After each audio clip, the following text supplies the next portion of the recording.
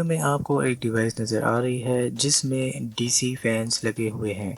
In DC fans को देखते हुए सोचा कि एक ऐसी डिवाइस बनाई जाए जिसकी हेल्प से हम सॉल्यूशन की मिक्सिंग कर सकते हैं।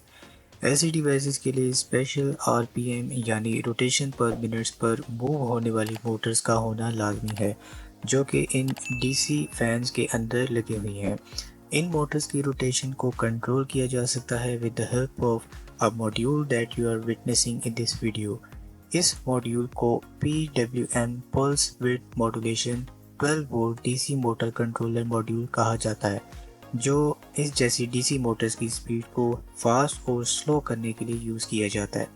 इस मॉड्यूल की वायरिंग और कनेक्शंस और उसकी वर्किंग की वीडियो मेरे चैनल पर ऑलरेडी अवेलेबल है, जिसको प्रैक्टिकली आप खुद भी परफॉर्म करके डिफरेंट एप्लीकेशंस के लिए यूज़ कर सकते हैं।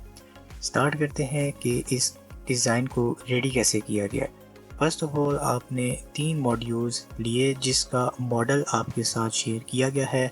इन तीनों मॉड्यूल्स के इनपुट के कनेक्शंस को पैरेलल में लगाया गया है ताकि सब इनपुट्स पर एक ही कनेक्शन के थ्रू वोल्टेज सेम रहें।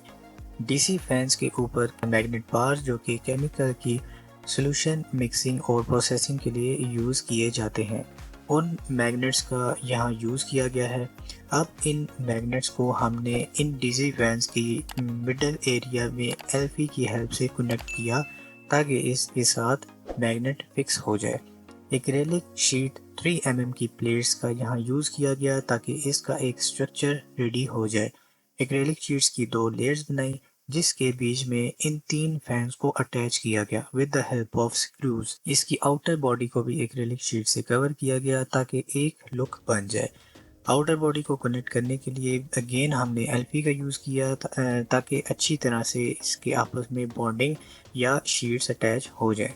नाउ जब हमारा डिज़ाइन रेडी हो गया तो अब बारी आई इसकी टेस्टिंग की।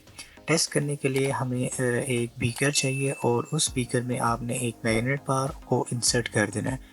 बेसिकली ये मैग्नेट बार और उसके नीचे वाला जो मैग्नेट है ये आपस में एक इलेक्ट्रिक फील्ड के थ्रू कनेक्शन बनाने लगते हैं। आसान अल्फाज में साउथ और नॉर्थ पोल्स का आपस में इंट्रैक्शन होता है जिससे ये एक कनेक्शन डेवलप कर लेते हैं और इस अलाइनमेंट की वजह से ये ऊपर वाला मैग्नेट नीचे वाले मैग्नेट की रोटेशन की वजह से रोटेट करता है।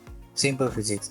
So let's start the test and don't forget to share your queries in the comment box.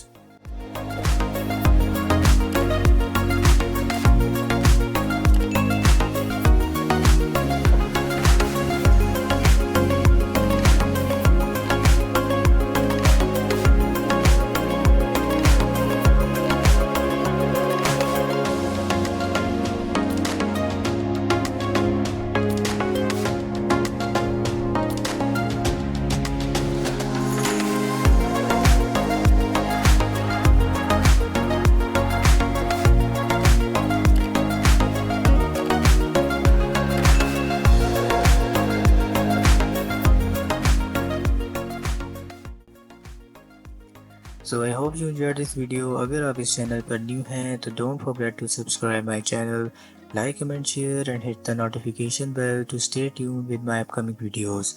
Take care of yourself, fi aman Allah and goodbye।